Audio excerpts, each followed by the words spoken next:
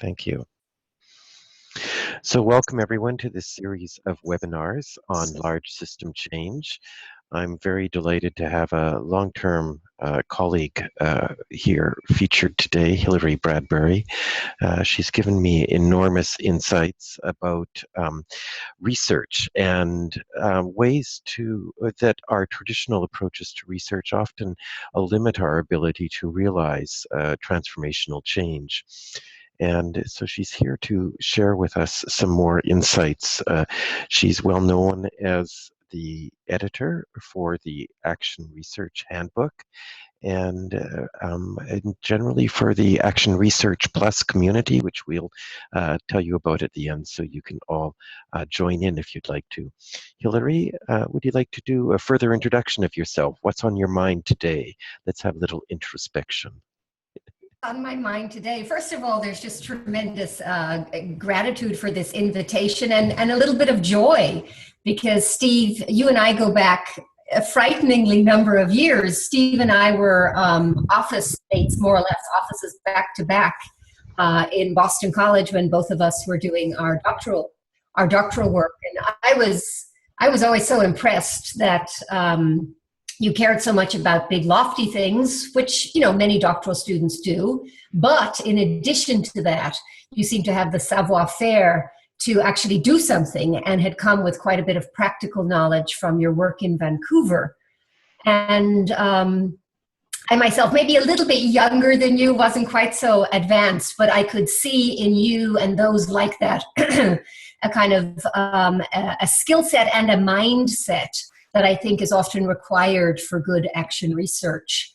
So I think part of my aspiration today is to talk a little bit about that combination of skill set and mindset in the context of different examples, and then we'll open up to our colleagues here on the phone. Hi, everybody.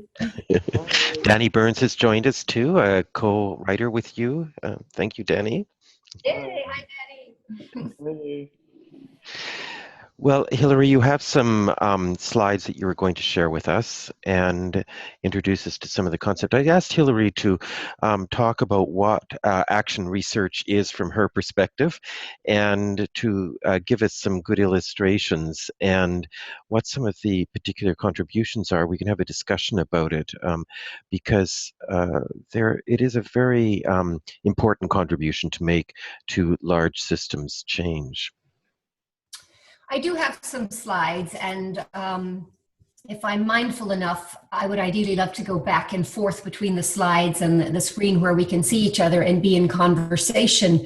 Not least because I think being in conversation is actually the simple essence of doing action research. Being in conversation with the self, which we sometimes refer to as first-person work, which I have come to believe is the foundation of good action research.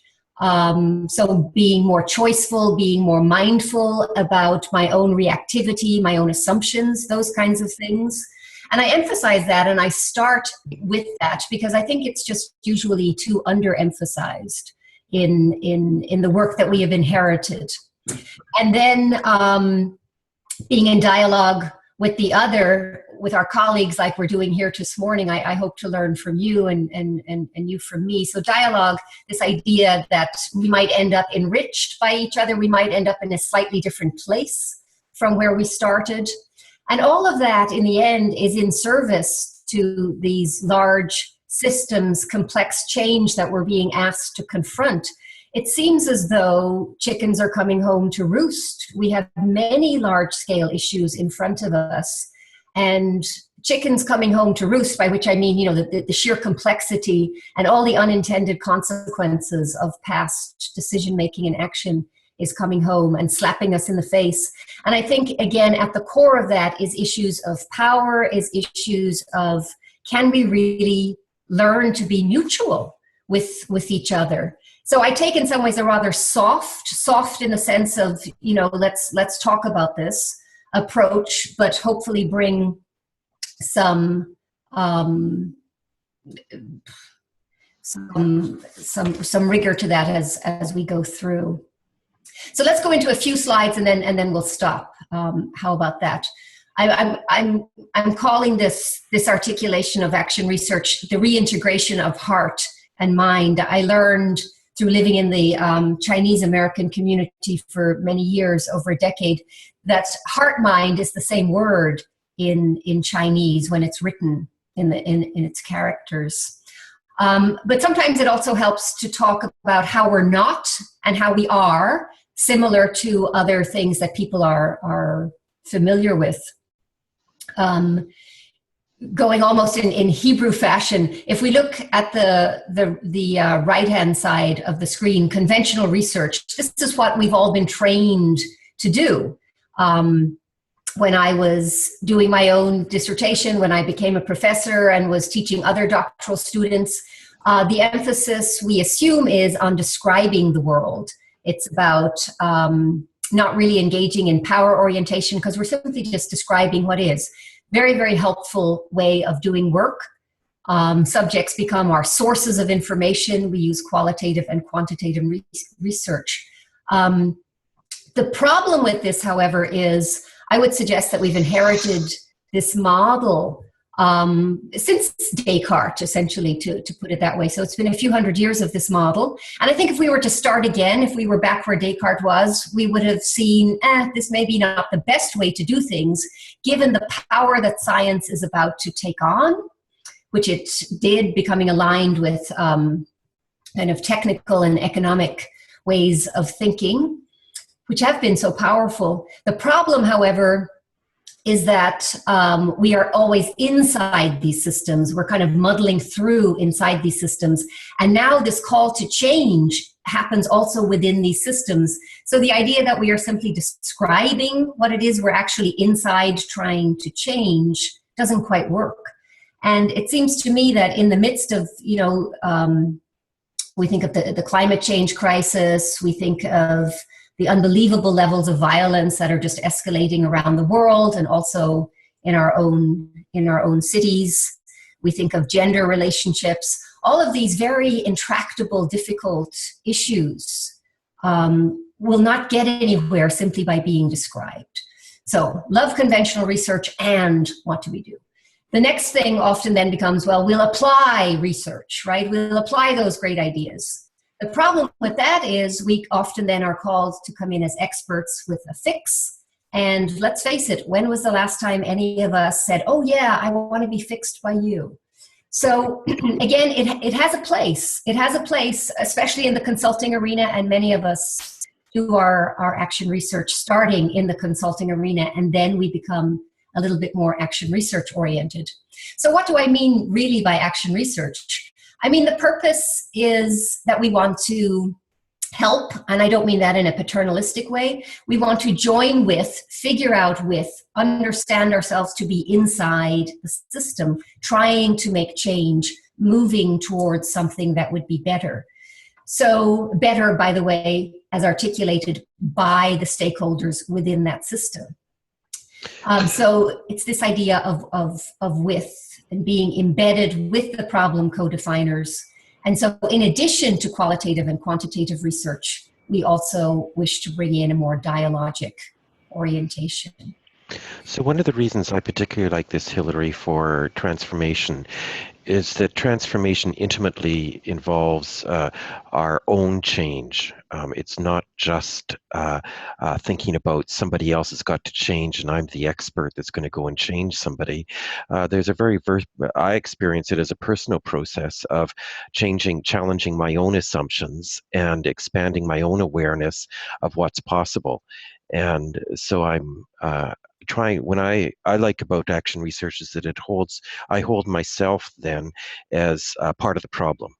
And I think that's appropriate in sustainability because we're all the consumers and we're all the doing that is contributing to our lack of sustainability, for example. Yeah, absolutely. When I started out in my career as an action researcher, an important mentor to me was Peter Senge, and we worked a lot in the corporate settings.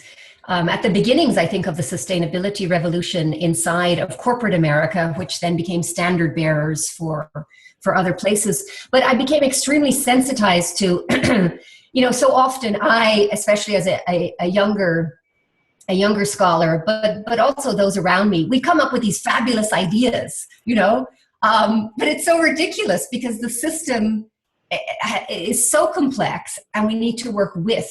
So this emphasis on working with, Steve, I really join you with. Yeah.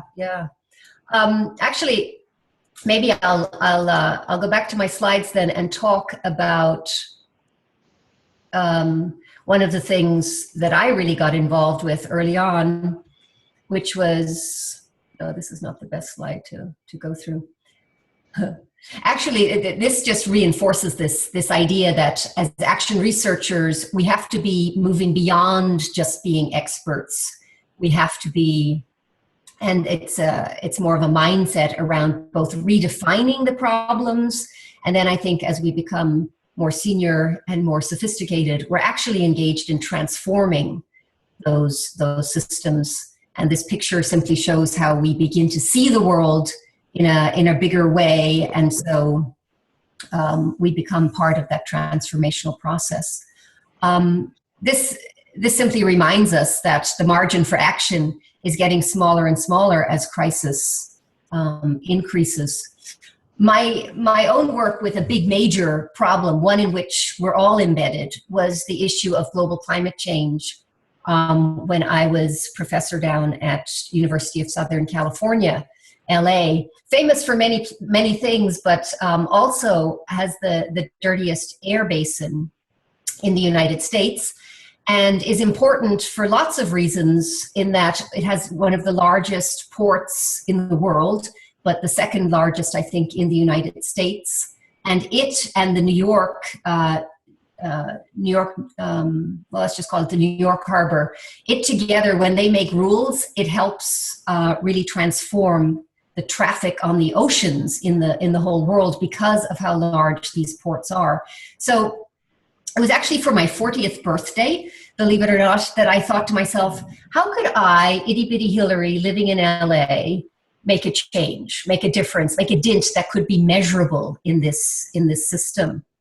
And at the time at USC, I connected with colleagues in geography, who I often find are the most, big-minded and the most multidisciplinary of my social science colleagues. And we then reached across the aisle, as they say, into the engineering school. And I kind of fomented this question. This was my birthday present to myself, to foment this crazy big question, what in business we call BHAG, big, audacious, hairy goal. As a how question. How can businesses operate profitably as agents of sustainable change? It's not just can we, it's like, well, how do we actually figure this thing out?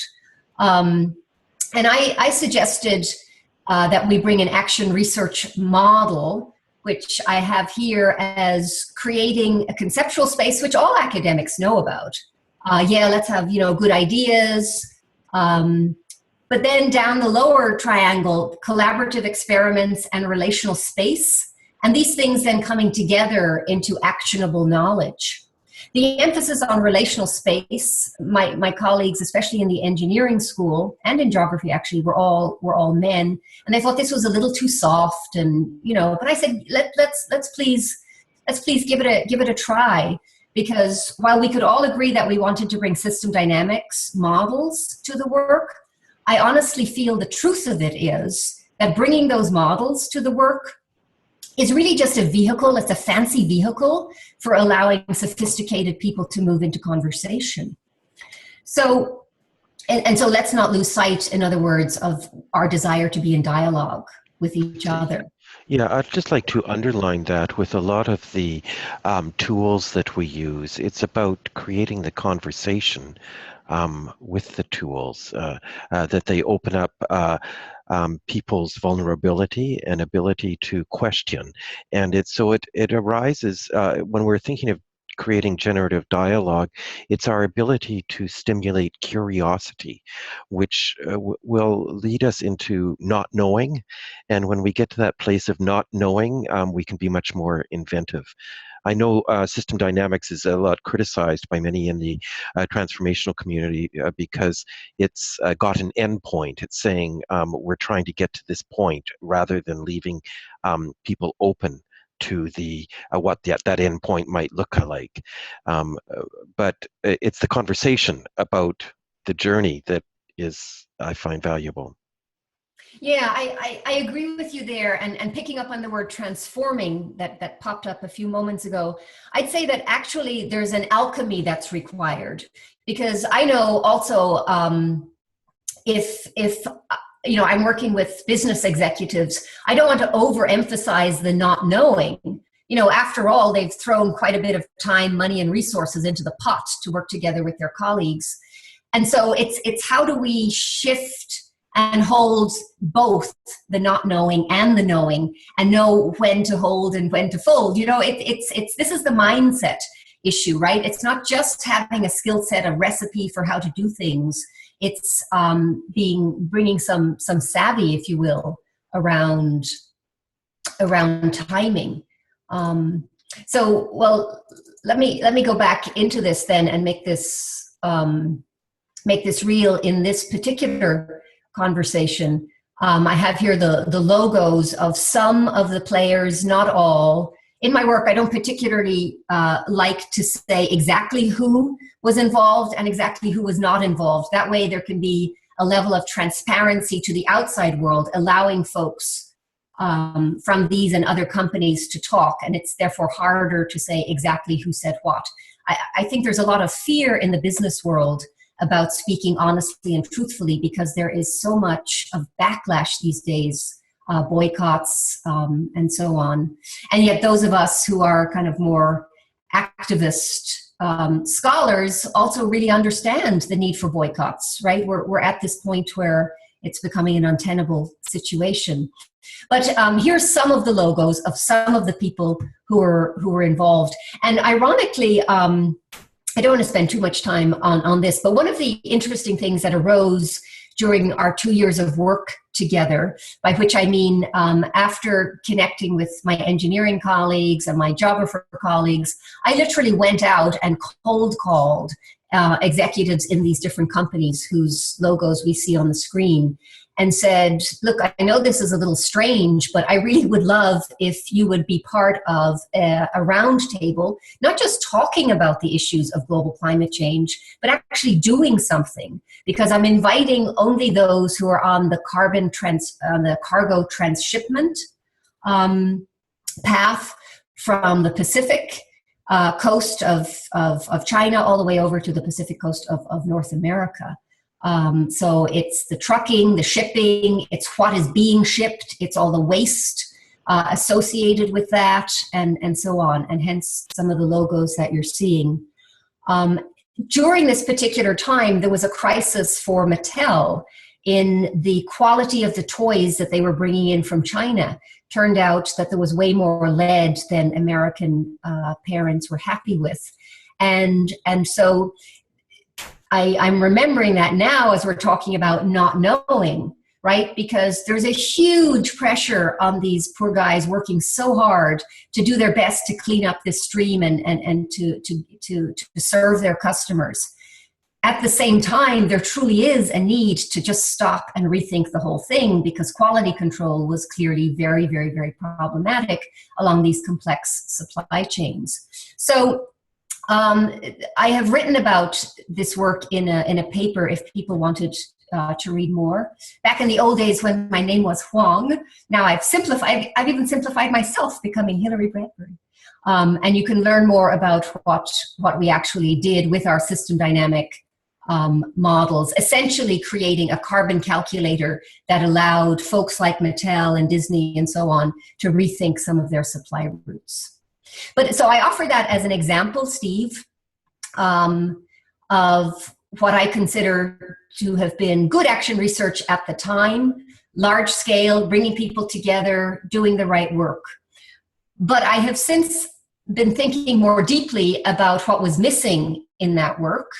And this has brought me more to articulate notions of contemporary action research, which I think wish to emphasize more this dialogue, this learning, this not knowing that you were emphasizing there, Steve. But doing it with a capacity for action is rather tricky. I'd be happy to stop here again, or shall I just continue until I hear that you want to? Yeah, I think you can continue. I've got some questions about the particular case, or I think that you also did a good job in the handbook, but I'm just wanting to see where you're going more. Okay, well, the idea of contemporary action research, I think in some ways I can peg it exactly to that case. So when I mentioned about the supply chain and the lead problems and so on, I think the real crucial moment, and I write about it actually in the Handbook of Action Research, was precisely with this executive in charge of supply chain at Mattel. It ended up quite dramatic in that he had a massive heart attack at the age of, I think, 54, and died in the midst of this horrible pressure that was on him and all his colleagues. And it took me a couple of years to really unpack. I mean, on one level, there's not a whole lot, these things are often over determined. But on another level, I had to ask myself, how would we in our roundtable created a space truly for reflection in the midst of this very, very difficult and pressure-oriented arena? And I think we didn't. We didn't do a very good job. I didn't do a very good job. And it has since led me to this notion of heart-mind, this notion of developing mindset that is willing enough, at least, to slow down the conversation, even in the midst of great turbulence and pressure. And that, I think, has been the big insight for me. That has been the most difficult thing. And I call it, I've been referring to it loosely, and this got picked up in a workshop with 40 other fairly senior action researchers in Vancouver in August. This term, not your father's action research, came up. It's playing on the notion of paternalistic and patriarchal orientations to knowledge. So not the father means truly trying to move beyond these power over, these staying in the status quo, to moving to a place of being with and partnering in the conversation with them. I just want to emphasize how very tricky that is. So this is very reminiscent of Otto Scharmer's work. He talks a lot about heart, mind, and will. And so bringing together the heart and mind, the difficulty I think most people experience is finding people who are willing to do that. Because we're living in a world so much in the traditional sort of production paradigm of efficiency, and that getting together to talk about the heart and mind seems to fly in the face of contemporary ideas about what efficiency is going to do and what is of value. So in your book, you write very nicely about how this person, you had a conflict with them, and you had this interesting interaction that you turned him around to be a supporter.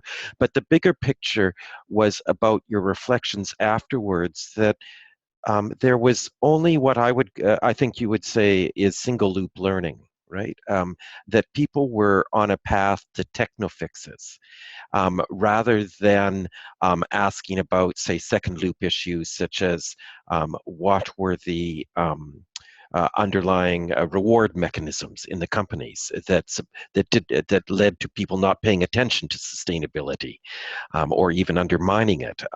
Or the bigger issues that you raise, the triple loop issues, are do we really need toys? Should we have the toys produced in the United States, the toys that we need? And those types of questions about consumption that don't get mentioned. And so to create a space that is actually going to be able to raise those types of issues is a real challenge, it strikes me. And I think that's partly what your reflection was about, if I'm correct. It is, and that's a beautiful way of articulating that, Steve. And if I may, I'll draw in and perhaps point people to another webinar that you did recently with Mark Clark of Generations of Peace, who is leading some lovely work there in the Syrian refugee camps. And as I was listening to that webinar, I found myself becoming quite upset. And it's at this very point that you're talking about. Yes, we live in a world where there is a need for techno fixes. And in truth, double loop inquiry becomes incredibly important if those techno fixes are going to reinforce, just simply make better, move the chairs on the Titanic, as we often say, make better the system that in the end is going to pull us all down. In the case of me with my colleague at Mattel, techno fixes were not addressing these larger sustainability questions inside of Mattel. It took his death, I think, for his team to kind of allow deeper questions to arise, just about simple burnout and so on. But also, as you say, this larger question of, I don't want to be the one who publicly says, do we need toys? Yeah, but, do we need 10 Barbie dolls? Nah, I don't think so. So how can a business organization, which has constantly sold things and made its money off sometimes repellent overconsumption, how can they actually then turn around without being kicked too hard by boycotters as somehow, greenwashing? How can they turn around and ask publicly, is there a way that we can do this differently? Now, some companies are genuinely managing to do that. The whole notion of the B Corp that's happening. I'm just so delighted to get to shop in a supermarket that's a business, that's a B Corp, or Ben & Jerry's is another famous one. They have publicly declared to their stockholders that they're not only in the game to make money. Yes, we'll make money, and there's other things. So that's kind of the sweet spot, I think, where double loop and single loop inquiry can come into being. And we never get there if we're only ever trying to fix the current situation, just making it a little bit better, and so on. But in truth, I find as an action researcher, my biggest contribution has been not so much, I never invite people to talk about the heart mind. It's like, get out the door, Hilary. We don't want to talk about heart mind. I'm actually there to really think. And as a business professor, I think I bring something to the party to think with them. But it's an emphasis on slowing down the conversation. I, who naturally speak very quickly, just learning to bring a moment or two of silence, a moment or two of thinking about what are we actually doing, so that over time something can shift. And by the way, therefore, in the midst of my own book launch, a new book launch, I've just written a book with Bill Torbert precisely about this very thing of developing inquiry skills. And it's not easy. It's its own thing. And so I kind of have to shrug my shoulders and simply trust that as a species, we are going to have to figure out how to bring mindfulness and choice. In the end, action research also has to be about emancipation. We're not just about practical and technical solutions. We're also about emancipating something new. So in those refugee camps, that so upset me when I heard Mark, all the work that it took, like many negotiations, just to have a bunch of medieval men who were the ones determining the lives of the women and children in the camp, just to have them agree that, yeah, maybe we could have a softball game for the girls, but only if we, cover this place in sheets, make sure nobody can see anything of the feminine. In a refugee camp, where issues of eating and safety are presumably paramount. No, the issue is that we should not see girls. So honestly, I don't think the issue is therefore helping them to fix their extraordinarily problematic way of working with power with the whole 50% of the population. We meet people where they are, but we have to keep in mind that action researchers are in conversation with all key stakeholders. And women in those refugee camps are 50% and more. In fact, because many of the men have been killed in the war. So I'm trying to make the point that yes, we can't be foolish about what we're trying to bring, but also if we are committed to action research, we're committed to bringing stakeholders and systems into some kind of collaborative action together. Getting there is a very tricky thing and requires some skills. So that's what's brought up the labs as a methodology of trying to create legitimate conversation spaces for people, where partly is the legitimacy question about how do we create legitimate spaces for these questions. So Hilary, you and Bill have been developing this very useful action research concept of first person, second person, and third person investigation. And I don't think this was so obvious in my father's action research, if I could put it so. So just let me explain my view of these three different types of, because it's about broadening the inquiry. So the third person is sort of the traditional, okay, we as a bunch of stakeholders, yes, this is the action research thing, we're joining in collaborative inquiry, and everyone's participating in creating their future, but they're asking about how to do something out there. So it's about these people in the Los Angeles basin asking about what can we do to influence that, to change that technical system. Whereas the second person is more about meaning making between the people in the meeting, right? The people as they're interacting and saying, what is it that we're doing here together? What is it that's useful?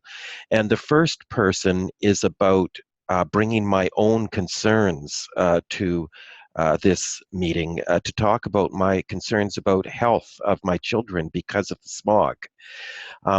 I had a conversation last week, I did a blog about it, with Simon Zadek, who is in charge of was one of the co-directors of this global inquiry that just put out its report on the future of the finance system. It was sponsored by the UNEP. And I asked him, he ended up bringing together the insider-outsiders, so all of the finance system central bankers who are who are in developing countries. And I said, well, why did you bring them together as the central bankers? And he said that he found that they were much more sensitive to the sustainability issues than the insiders, the ones like the Federal Reserve Bank in the United States, or the central banks of the OECD countries. And he said one of the reasons that they were more sensitive was because they are facing it's in the face, these sustainability questions. He said, and that they have a responsibility not just for the finance system, but for the health of the country. But the very interesting proximity point he brought out was, in China, in Beijing, the head of the Chinese central bank knows that his children is smoking the equivalent of 30 to 40 cigarettes a day because of the smog. And he knows that. And so he can bring that to the meeting about that being his concern. And how do we get to the point in many of our processes that people can bring that personal concern to, at the first person level, to create the type of second person collective discussion that's going to really lead to the changes, I think is partly what you're raising. I think it is. So maybe let me introduce some of the concepts in the new book, and then maybe hear if there are questions from folks around. Because I wouldn't completely agree, nor do I wish to get into tweaking your definitions, let's say more or less for second, third person, yeah. But I think we start in a place not necessarily understanding our own reactivities or our own needs. And that's partly because we arrive as deeply conditioned human beings, culturally, historically, and so on. So I think creating a space where the first person can actually get to know what truly is real here and what am I just, in momentum, that's probably been in momentum over many, many generations in what I'm supposed to want.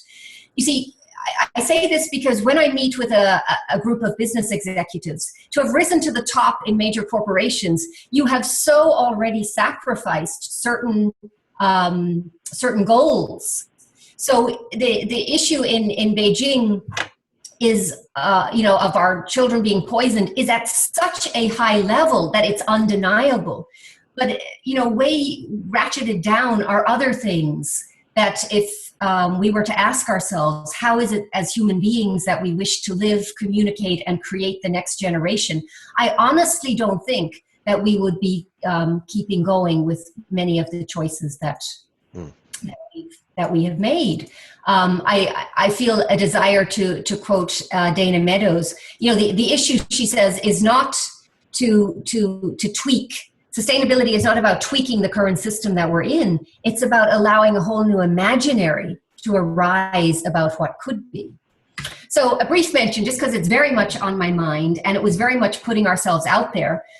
Bill Torbert and I were thinking very long and hard about this issue of relational inquiry. So what does it mean to really dig into what is important to me and to others?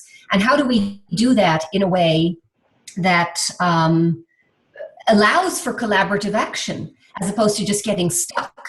I mean, one of our fears in getting into deep inquiry is, we open up the cesspit of not really looked at and untransformed views of ourself and other.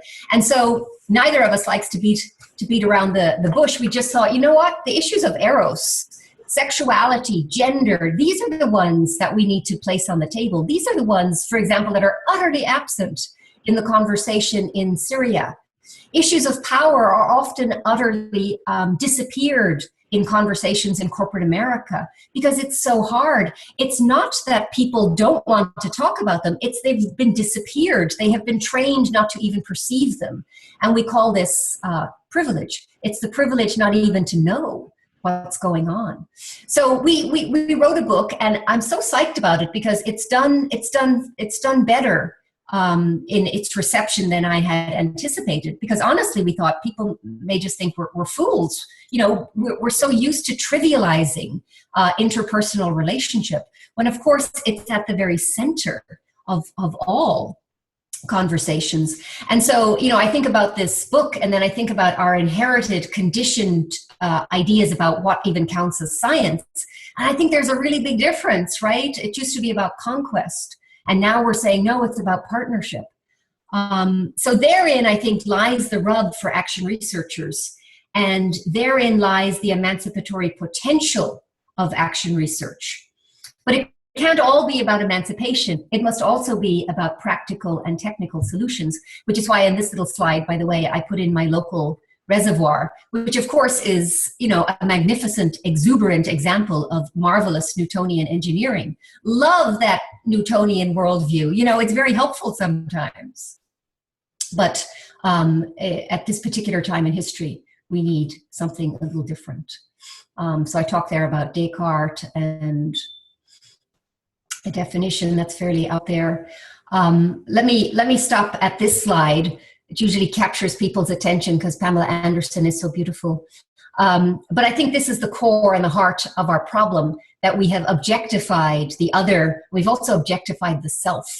And that is why we have the systems of domination and control that we have, and that we ourselves perpetuate, because we're not even noticing in ourselves how much we objectify and how much we stay in notions of materialism, as if only the material world needs to be changed, as opposed to the world in which we think, as opposed to the world in which heart-mind resides.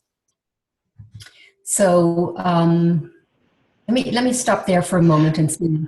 I'm wondering if you can go back to the definition that you had, the definitional slide, just to get us all on the same page about what action research is. Because I think that that brings out some of the contrasts as well with the other types of research. So we do have outcomes and impact. It's not just dialogue, but the impact we're looking for is interpersonal and personal, as well as on the world out there. That's it.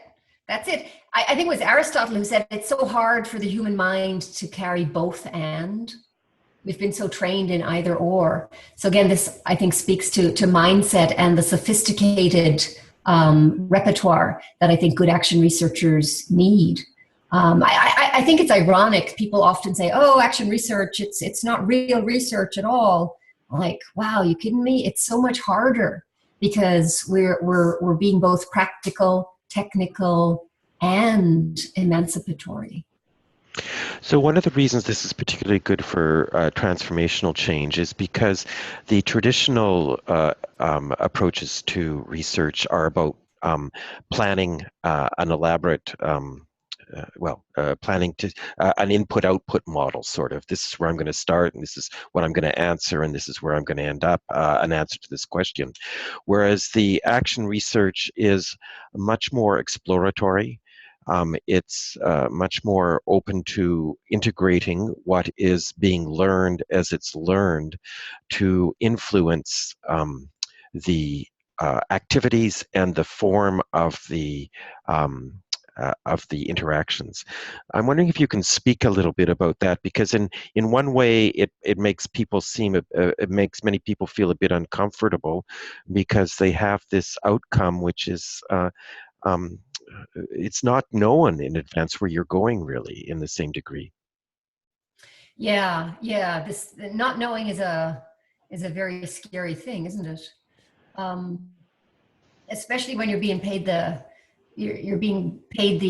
respect of having a group of people take their time and coming together.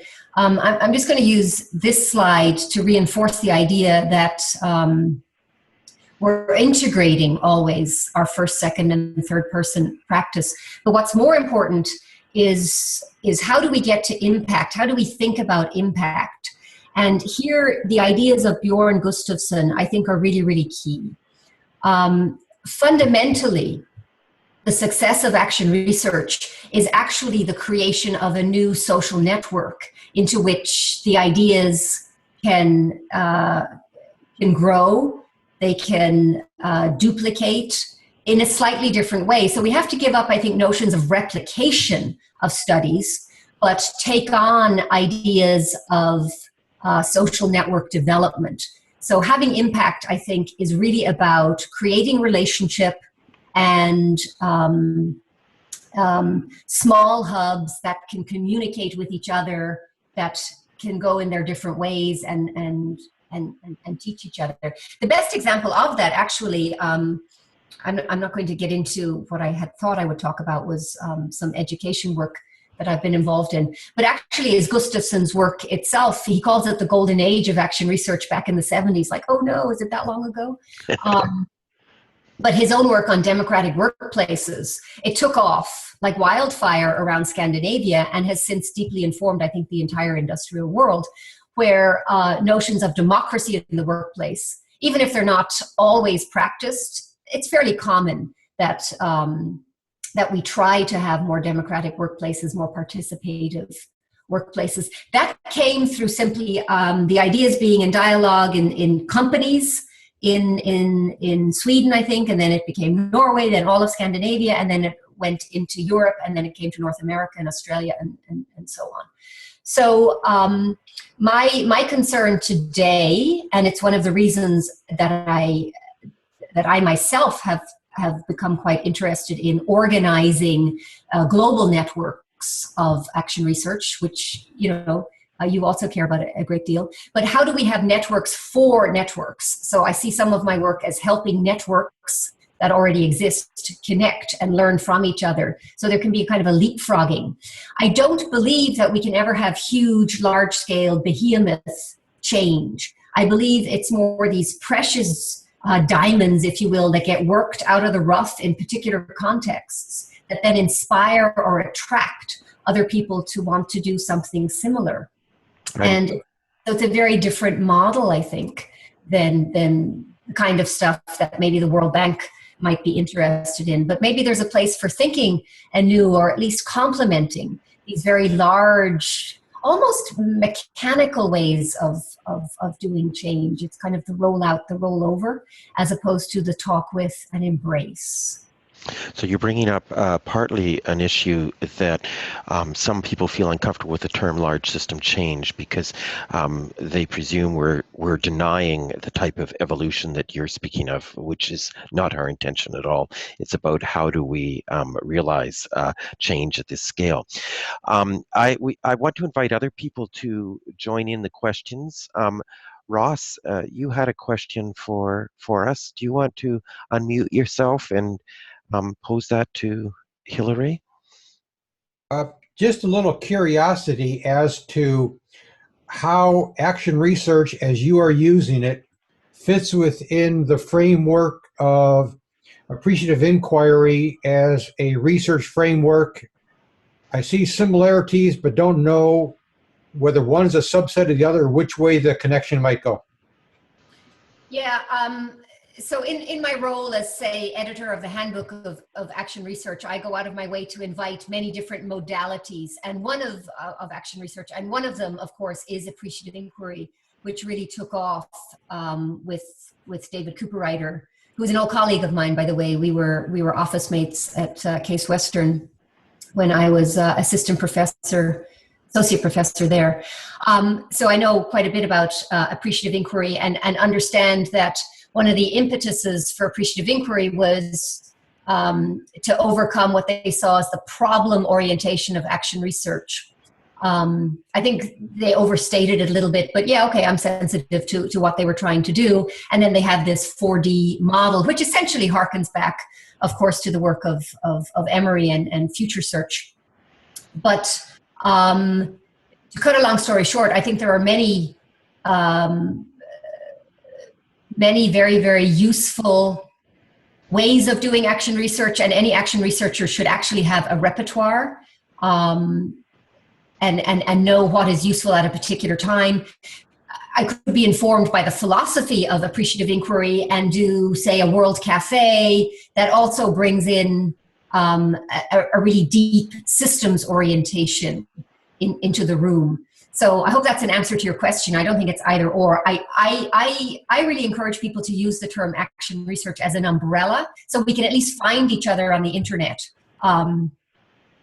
Nobody likes the term action research, myself included, but at least we can find each other and we find our commonalities within that. And I'm like, oh, okay, Cooperrider, you do appreciative inquiry, and I'm more into this relational action inquiry, and Danny Burns is well known for his systems orientation, and we all can kind of get along under the big tent called action research. Danny, I'm wondering if we might invite you to unmute yourself and share some of your reflections about action research and the way you practice it and its relationship. I mean, we'd like to have a longer webinar with you about this too, but particularly about its relevance to transformational change and large system change. Thanks, Steve, and really nice to see you again, Hilary. So I'm just one reflection and then a question, really. I think my reflection is about the relationship between systems and complexity, because I think a lot of what's happening in complexity thinking is describing a lot of what we've been talking about, or what you guys have been talking about, which is somehow how you shift from what they call one attractor pattern to another. And that shift is really a shift in micro level interactions. So it's somehow, how you create new attractors is born by creating multiple new relationships. And then people are connected to those. And I think they're connected to those emotionally rather than rationally. And that for me is what connects this heart piece that you were talking about earlier. And that's what creates the bigger transformative change. So for me, the whole notion of complexity is really important because it helps us to think about how do you create the big shifts rather than the small shifts within the system. And in that sense, I'm quite interested. I mean, I'm really looking forward to reading your book in a lot of detail.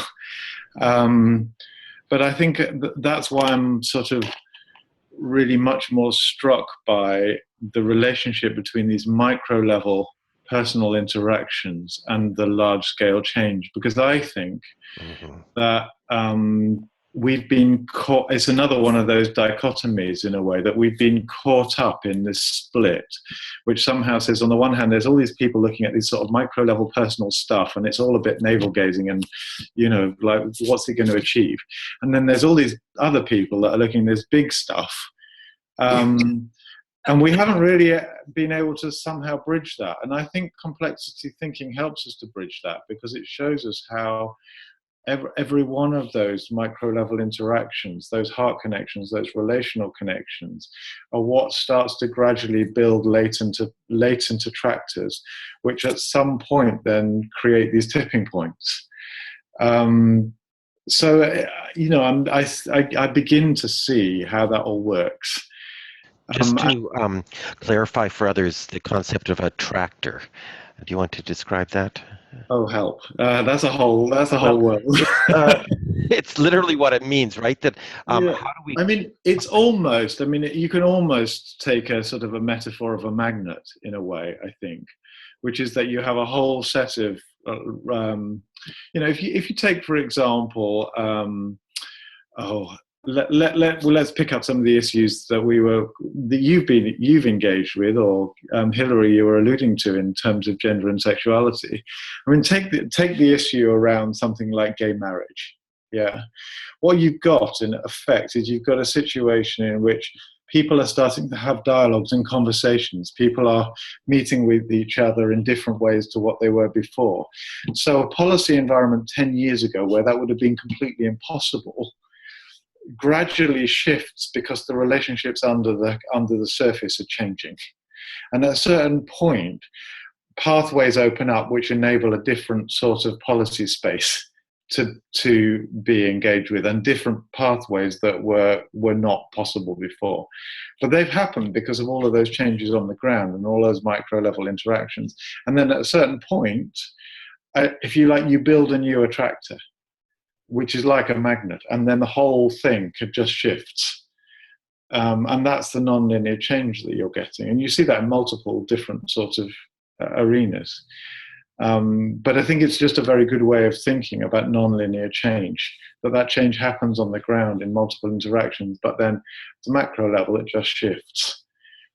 You know, you saw it with smoking is another example, where, you know, the evidence has been built up for 50 years that smoking causes cancer. Didn't actually make that much difference, except it did, because under the surface, attitudes were changing, relationships were shifting.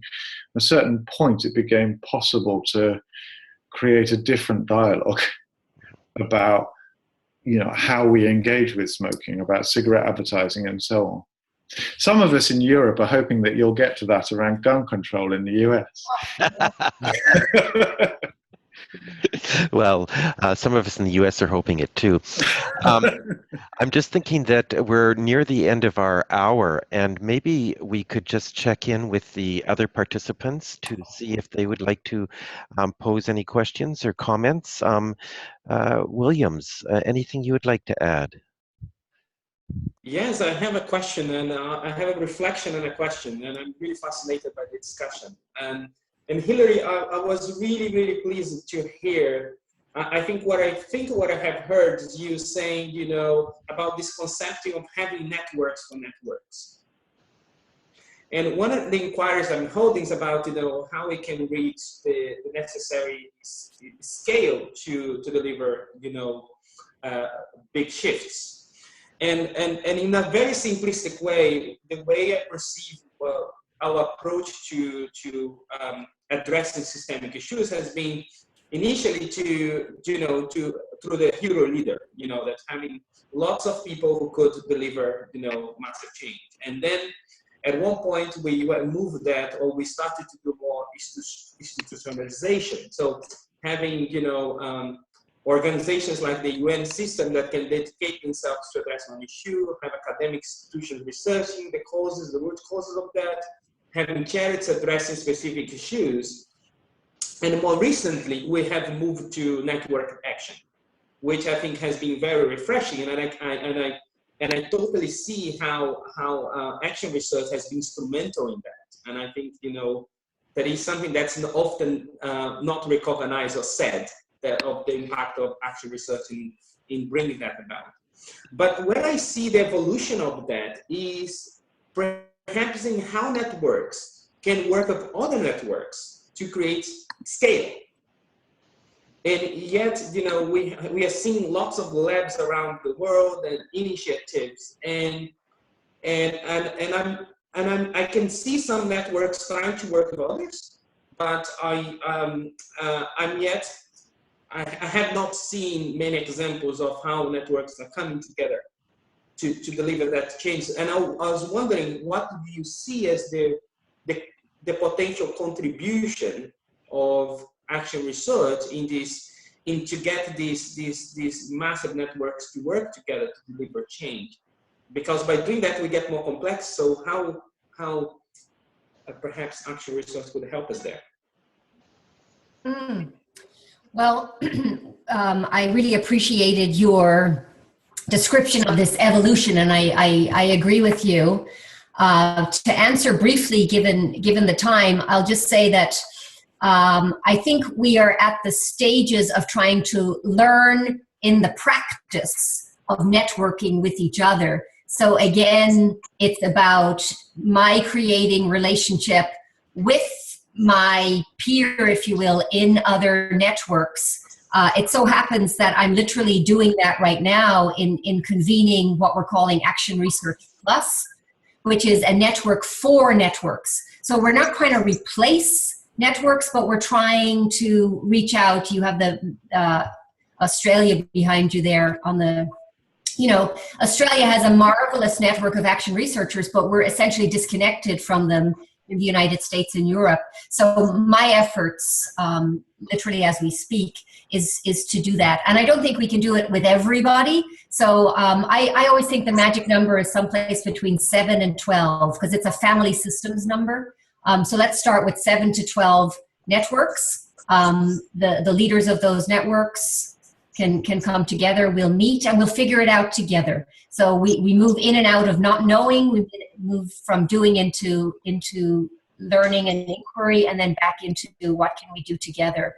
In the end, I'm a huge fan of Margaret Mead. There is no, there is no end to what a small group of committed people can do.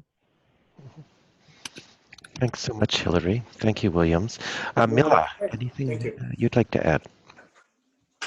I know we've run out of time. I just want to really thank Hilary. That was so inspiring, and I have so many more questions. But maybe I could just raise one question, and that is the kind of self-identity as action researchers.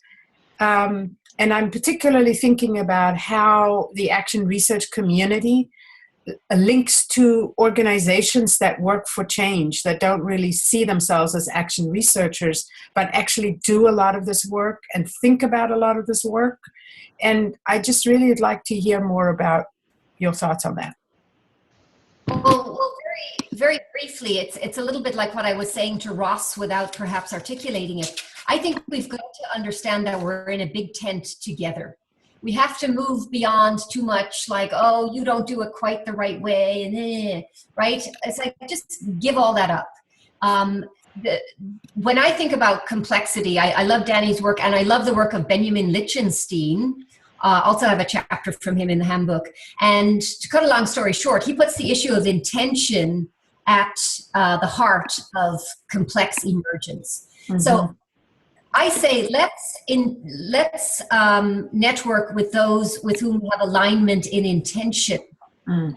And then, nature is a marvelously diverse and curious, self-organizing. Let's be like nature. Let's be marvelously diverse and curious and self-organizing, aligned around our desire to have power systems become more mutual, to have more partnership, essentially actually to be like nature. No big tree is in charge in the forest.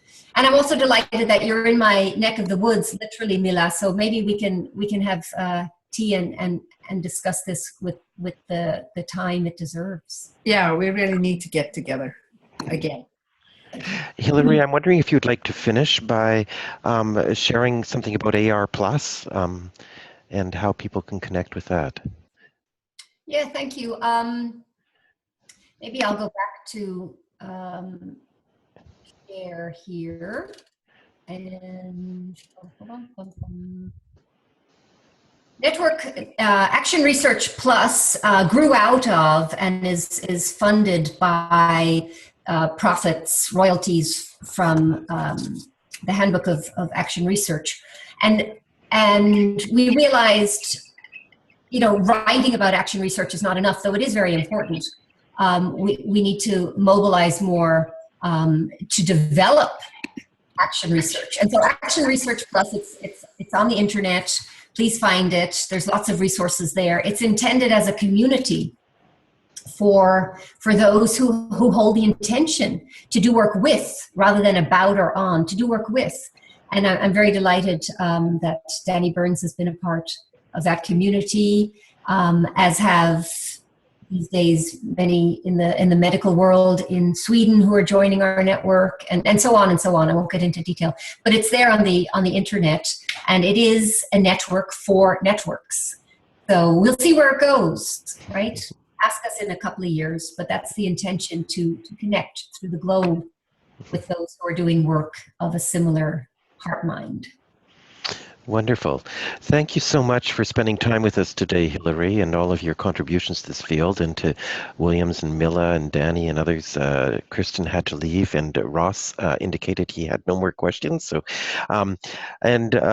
please come back and keep an eye on the webpage that we have, Networking Action, under the webinars, and we can talk again about these large system change issues in the future. Thank you. Have a great day. Bye-bye. Thank you, Steve. Take care.